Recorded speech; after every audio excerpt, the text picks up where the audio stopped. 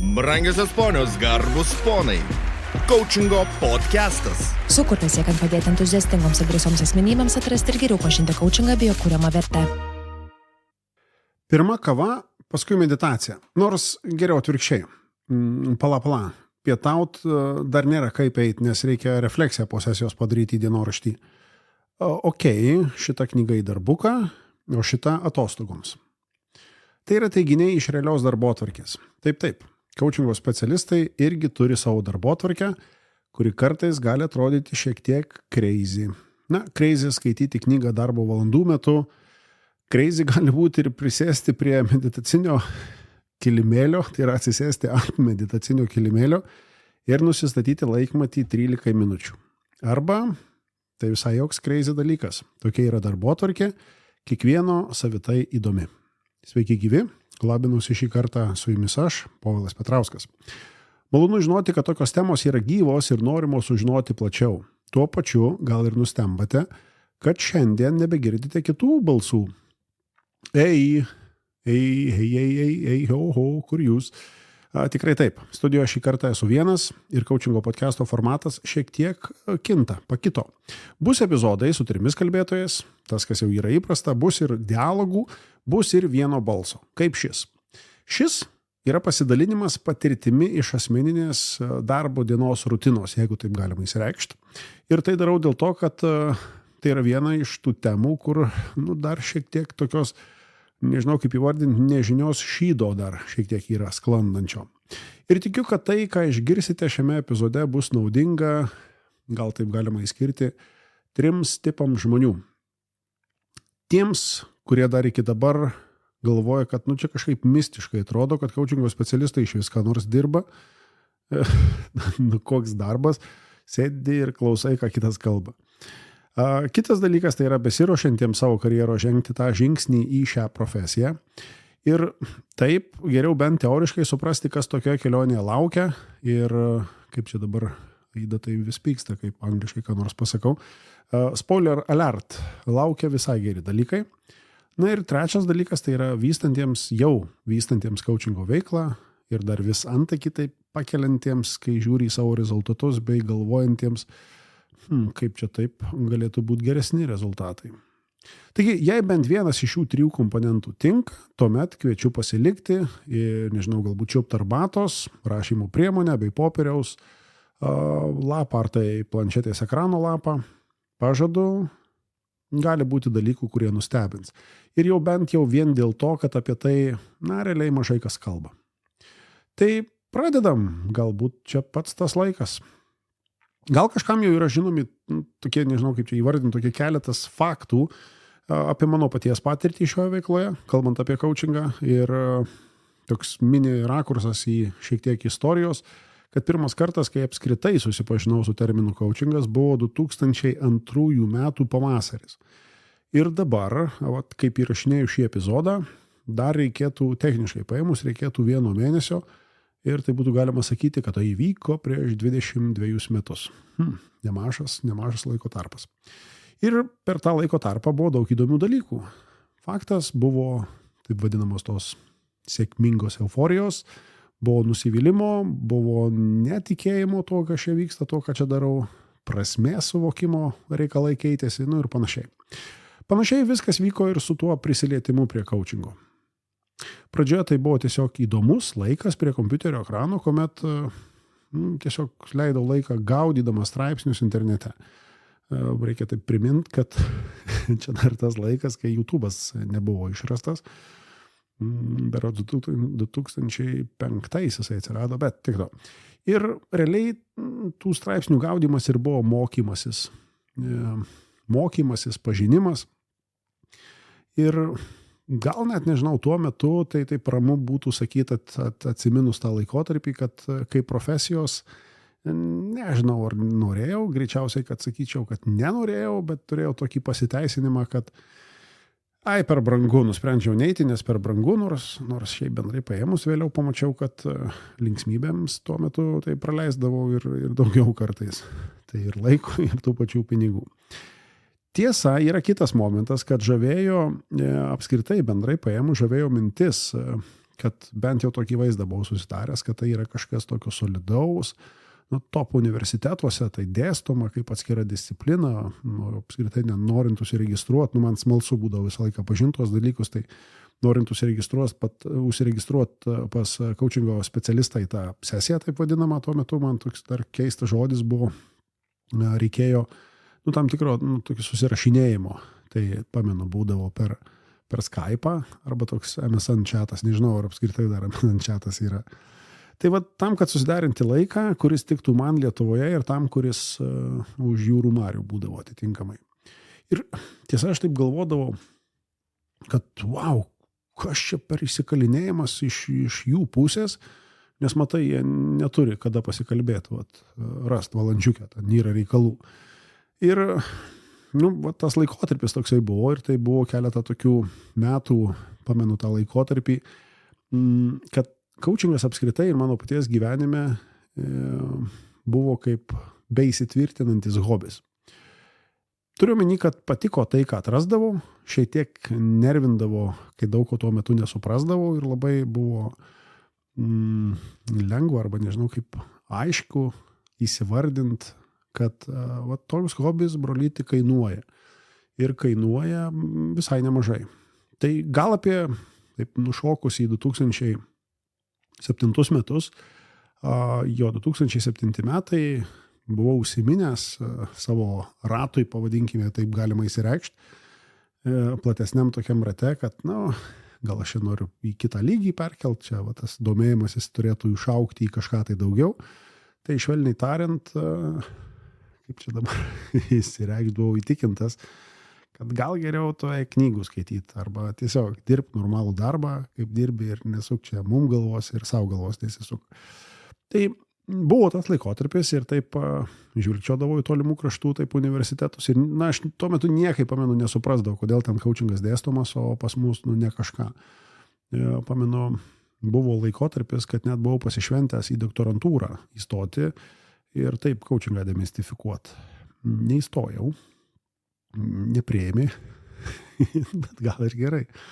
Taigi maždaug 2010 metai, kai jau buvau ir pats oficialiai pabaigęs coachingo mokslus, turėjau pažymėjimą, tuo pačiu turėjau ir daugiau patirties, daugiau to vadinamo coachingo pasaulio matęs.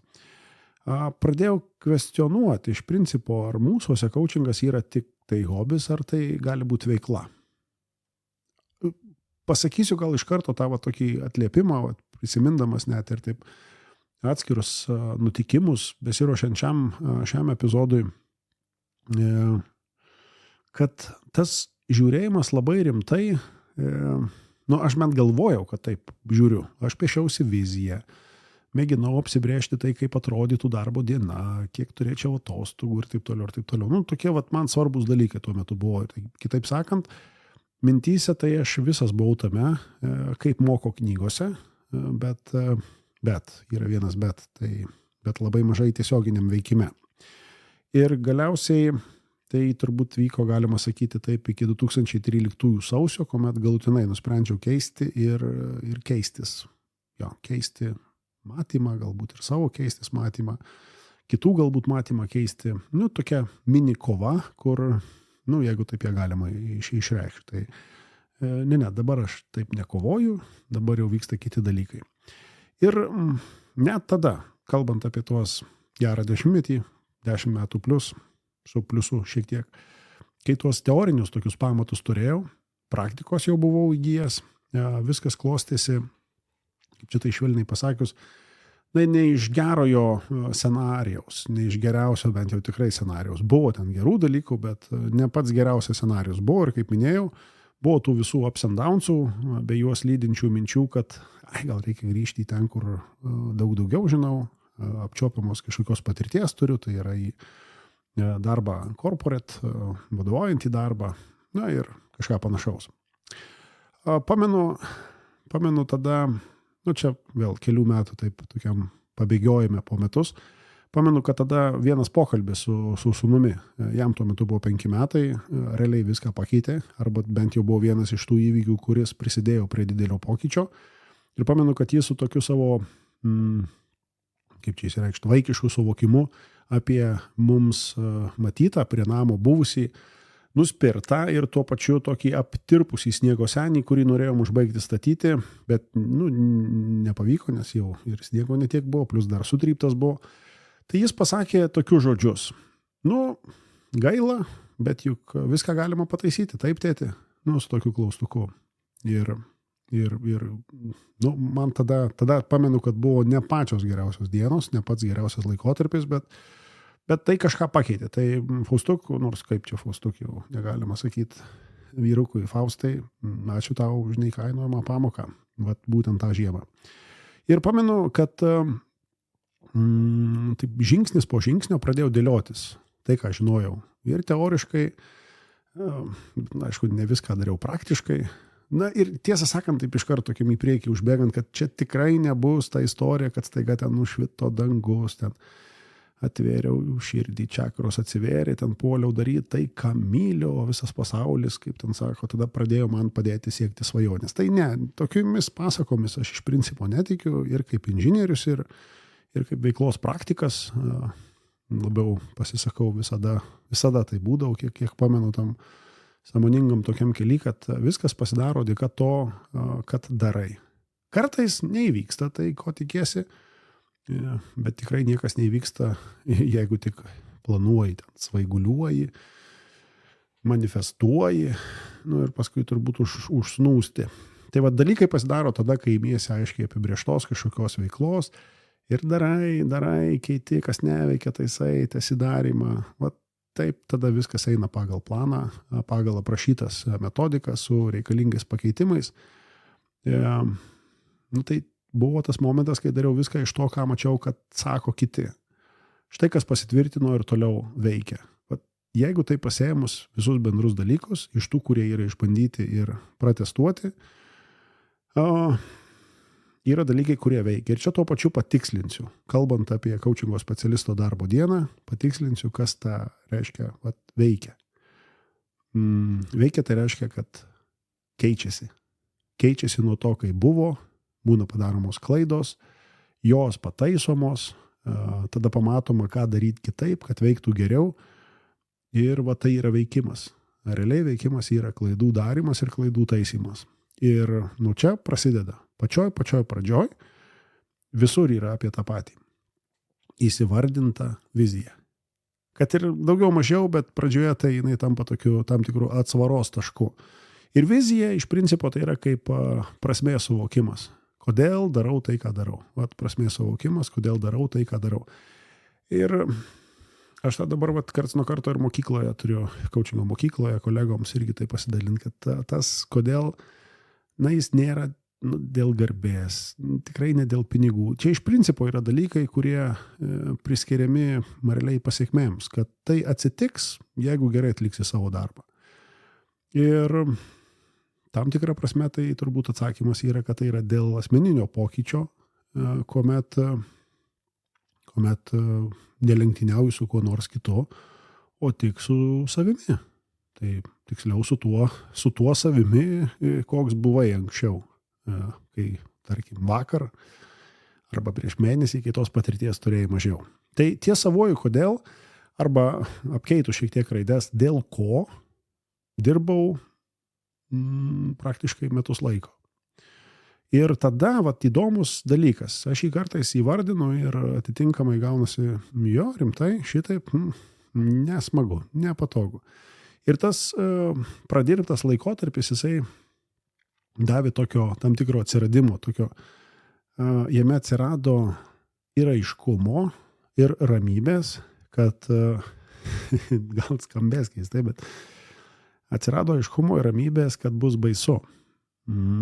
Kad ir kaip keistai beskambėtų, buvo aišku, kad bus baisu, bet ir ramu, kai jau tai žinau. Žinau, kad bus baisu ir dėl to kažkaip yra ramiau. Tai esu tikras, kad visi gali tuos pačius klausimus savo atsakyti, nes jie pa žmogų viduj kažkur tai sėdi, nejudinami.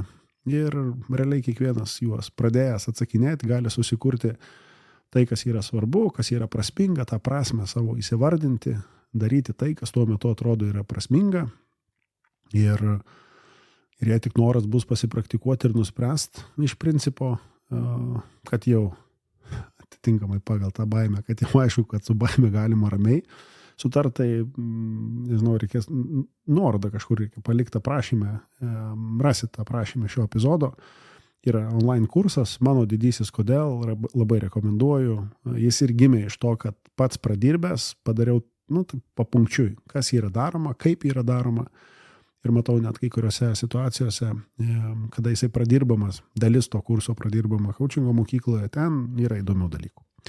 Tai pasižiūrėsit, kviečiu ir nuoširdžiai rekomenduoju, nes pats pasidariau ir žinau, kad veikia. Ir tikiu iš principo, kad kiekvienas jūsų jau atitinkamai ar turint tą, kodėl įsivardinus, ar tai besivardinantas dalykas atsitinka, kad nutinka toks pajautimas to jausmo, ir jis atsitinka tada, kai būnat įsivardinę savo viziją, ar tai aiškiai apsibrėžia tai, kas yra prasminga. 100%. Tikrai tai turi kažkokį tai vaizdą prieš akis, jausmą kažkurioje kūno vietoj. Šitie dalykai yra, jie yra ir tą kiekvienas yra patyręs. Manau, kad didžioji dalis sąmoningų žmonių yra tuos dalykus patyrę.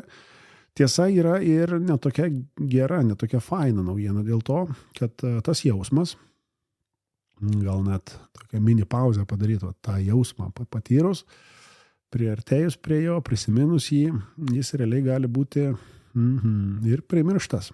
Na, su viena sąlyga, aišku, jeigu netinkamai bus puoselėjimas, nes visi šitie dalykai, jie turi savo veikimo formulės, jeigu taip galima įsireikšti. Ir čia, šitoj vietoj, įsijungia kitas dalykas, tai yra aiški darbotvarkė. Taip, darbo laikas, darbo valandos, laikas planuotoms atostogoms, susitarimams ir su savim, ką krausi į galvą, kokias knygas skaitysi, mokslus kokius praeidinėsi, nežinau, ar tai vaizdo ar garso formatu, bet visa tai yra planuojami dalykai. Ir prieš įrašinėjant, prieš sėsdamas prie pulto, stumdžiau ekraną, pavadinkim, taip žiūrėjau kalendorių, taip praverčiau iki 2018 metų.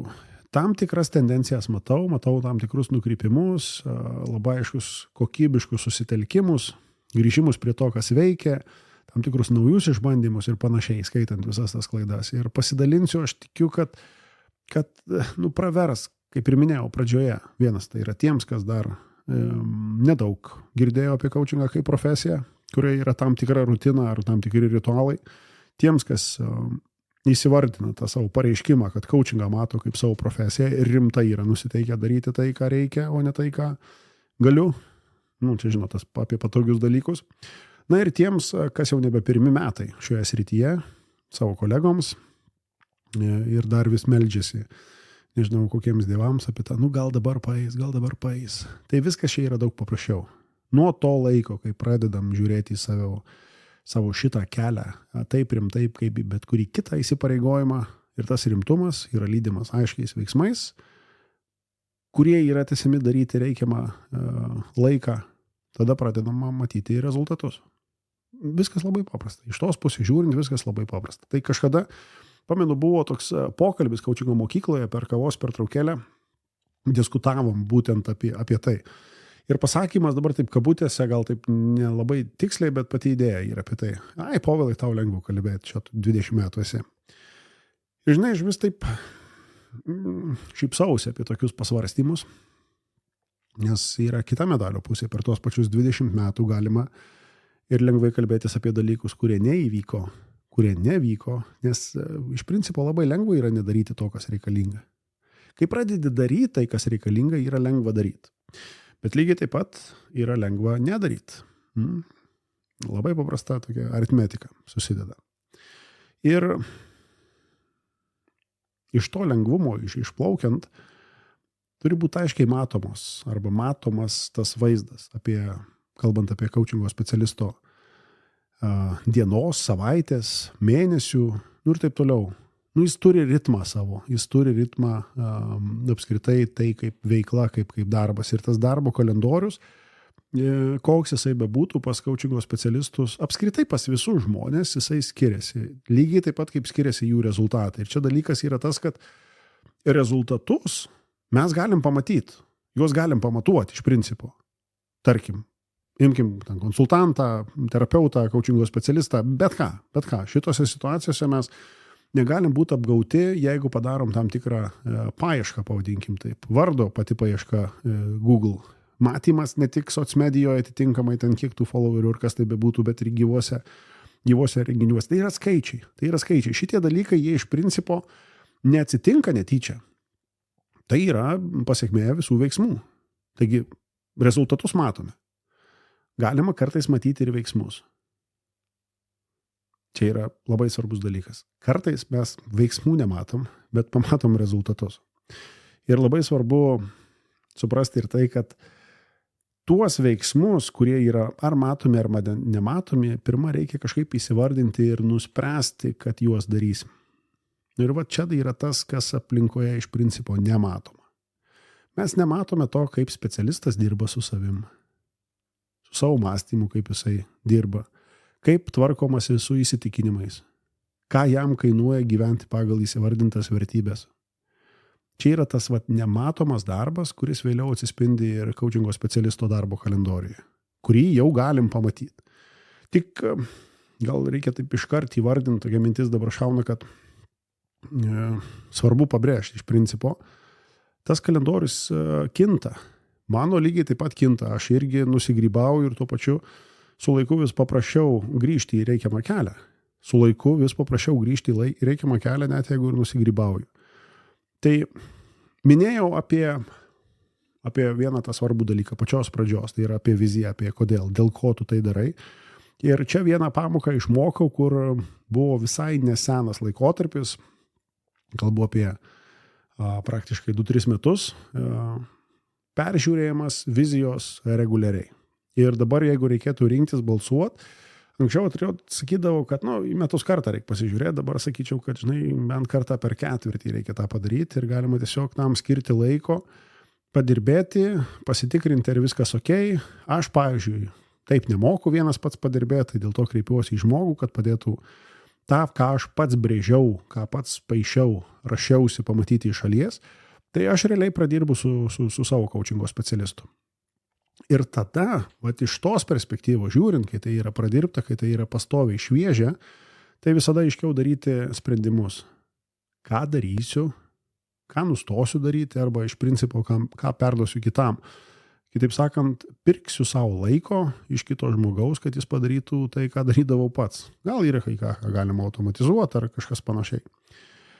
Tai šitoj daly gal keistai atrodys, bet savo veiklos metus skaičiuoju pradedu taip dėliojimą tokį planą, realiai pradedu skaičiuoti nuo atostogų ir tai, kokį gyvenimo stilių noriu sau leisti per tam tikrą laikotarpį, tarkim, metai.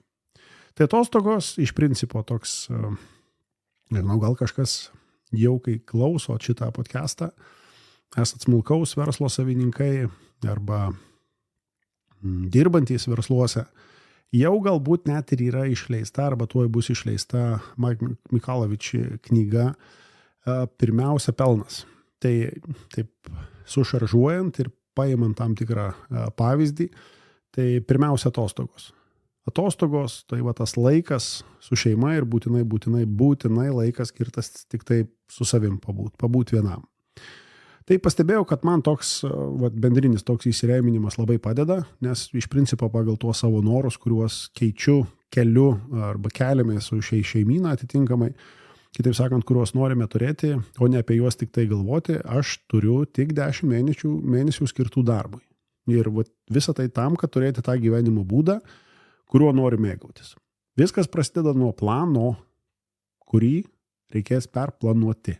Planas yra niekas, planavimas yra viskas. Kaip aš nelabai nemėgau šitos frazės ir kokia jinai teisinga yra. Ir tikrai pasiekti galima darant, su klaidomis, su nuopoliais. Bet iš principo būtent tai darant ir pasidaro. Iš to aš labai noriu pabrėžti tą dalyką, aš neišaukštinu savo kažkokių tai norimų pasiekti tikslų. Ir esu ne kartą jau viešai apie tai kalbėjęs. Ilgalaikis tikslas yra iš principo tik priemonė kaip kryptis. Ji būtina, bet ne tai yra esmė. Man atrodo, kad esmė yra tas kasdienis darbas.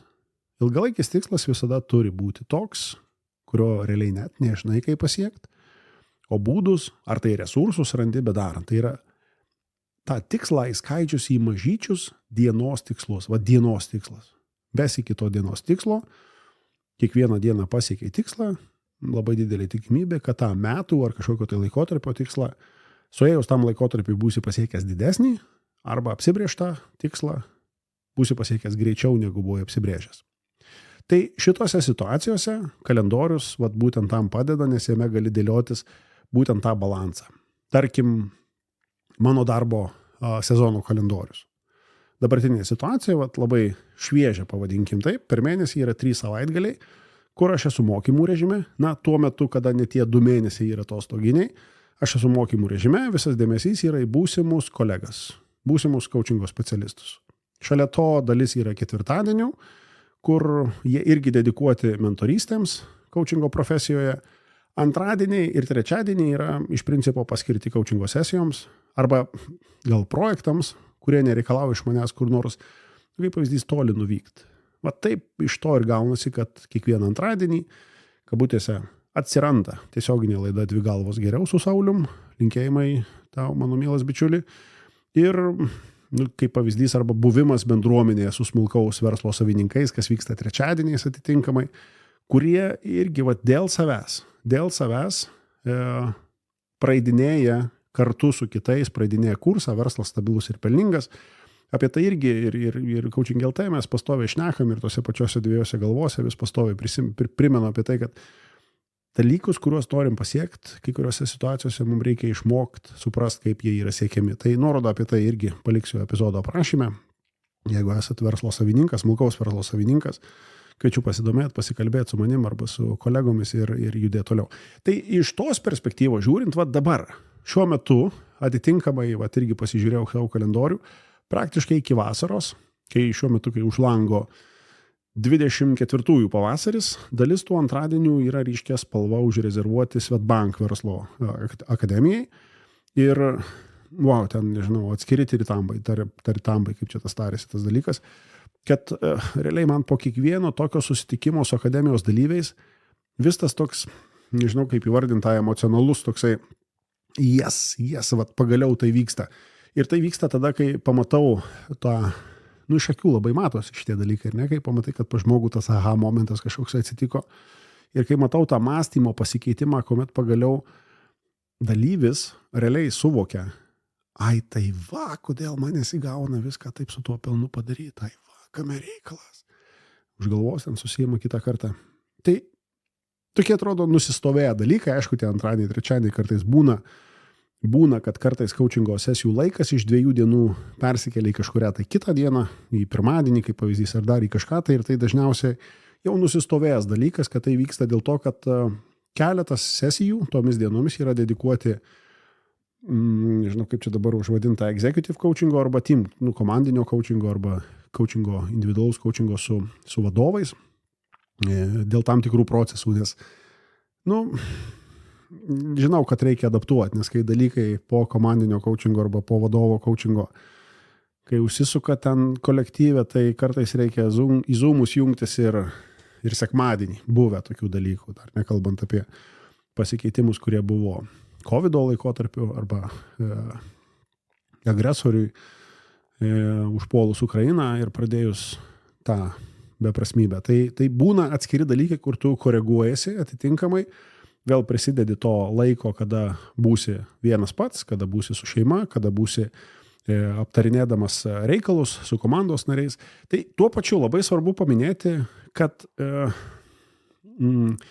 gal net ir gali nuskambėti, aš dabar visą tą temą coachingo specialisto kalendorių, bet ir šitos perspektyvos žiūrint, tas planavimasis gali labai atrodyti toks paranoiškas, apskritai būsena paranoiška gali būti ir jokiais būdais. Aš negulu kryžium, sakydamas, kad tikrai tik tai taip turi būti, ne kitaip neveiks ir taip toliau. Iš principo, jei per mėnesį pavyks padaryti bent trečdalį to, kas susiplanuota, jau yra labai gerai. Tobula, jeigu tame trečdalyje bus bent 1% tos veiklos, kuri lems apie pusę visų rezultatų. Jeigu prisimint Pareto dėsnį, tą principą, kur 20% veiklos sukuria 80% rezultatų. Vat štai dėl ko ir svarbus yra tas planavimas, kuris, arba kuriame, galbūt jeigu taip kalendorių pasimt, turi nugulti ne tik tas, kad wow, darau, varau, čia krentu keliuosi ir taip toliau. Jame turi būti taip, kad būtų galima atstatyti tą susikurtą reikiamą balansą, įsivardinant labai paprastą dalyką. Nori didelių rezultatų, turėsi judinti žodžiu. Dėmesingumas. Dėmesingumas viskam, kas vyksta aplink. Apskritai bendrai paėmus visą aplinką, kokie žmonės šalia, nuo kurių galbūt reikia pailsėti karts nuo karto, arba galbūt kai kurie yra taip galima įsivardinti, kad su kuriais geriau praleisti daugiau laiko kartu. Įsivardinant ir tai balansui tikrai prideda apie tai, kad kokia knyga yra rankose arba ausyse. Kaip pavyzdys, man darbė yra keletas knygų, ofise turiu omeny, yra keletas knygų, kurios išskirtinai yra tik tai apie profesiją. Ir darbė skaitomos knygos apie profesiją. Ir bendrai paėmus, tai kuo toliau, tuo mažiau profesinių knygų skaitau namuose ar tai atostogų metu. Ten skaitau kitus dalykus nesusijusius iš visų profesiją, kad nesusisuktų vien smegeninė ant to. Ir coachingo specialisto bendrai paėmus darbas yra mokytis. Didelė darbo dalis yra mokytis. Ir tai reikia daryti kur? Darbe. Jeigu tai yra tavo darbas, tai daryk tai darbe. Viskas taip paprasta iš principo, kad dėl to kartais paprastumo kartais reikia per daug sudėtingai paaiškinti. Tavo darbas yra mokytis, mokykis darbo vietoje. Tavo darbas yra kelti kvalifikaciją, nes tai padės tavo darbui, mokykis darbo vietoje. Apsibrėž dalykus, kurie yra su tuo susiję ir padaryk ten, kur turi padaryti. Laiku, o ne tada, kada, kai turėsiu laiko. Tai mokomasi iš principo nuolat. Ir atitinkamose situacijose tada, kada atliekamas tas tiesioginis darbas. Nes mokytis galima ne vien tik tai kurse, seminare, kokiam nors konferencijoje, knygą skaitant ir taip toliau. Jeigu pasimtume, bent jau savo aš tokią refleksiją įsivardinau ir tokiu mažiau rimbais galiu plakti save, kad tos knygos dar nepaskaičiau, tą ten laukia ar dar kažką panašaus. Mano tiesioginis darbas yra coachingo pokalbių vedimas. Ir šito situacijoje mokausi iš kiekvieno to pokalbio. Kuomet rašau refleksiją apie ką tik įvykusį pokalbį, apie ką tik įvykusią sesiją. Anksčiau, pamenu, rašydavau į popierinį dienoraštį, buvo čia nemaža avarija ofise, tai apliejau juos, žodžiu, nežinau, bet ant ką kitą tikrai turėjau utilizuoti. Paskui perkeliau dalykus čia COVID-ui atėjus, persikėlė viskas į elektroninį ir aš aprašinėjau visas sesijas. Aš aprašinėjau visas sesijas. Virš 3000 yra aprašytų, pravestų, aprašytų. Ir gal atrodo kažkoks, tiesiog frigi kažkoks reikalas, bet neišrašius tų minčių, galva, nežinau, įsiskaudėti, pasproginėti gali. Kartais būna, kad nespėjau iš karto rašyti, aprašyti iš karto po sesijos, tai imu tam atskirą tokį laiką vakare, kai, kaip čia užvadint, kabutėse, naminiam dienoraštyje reflektuoju tą dieną.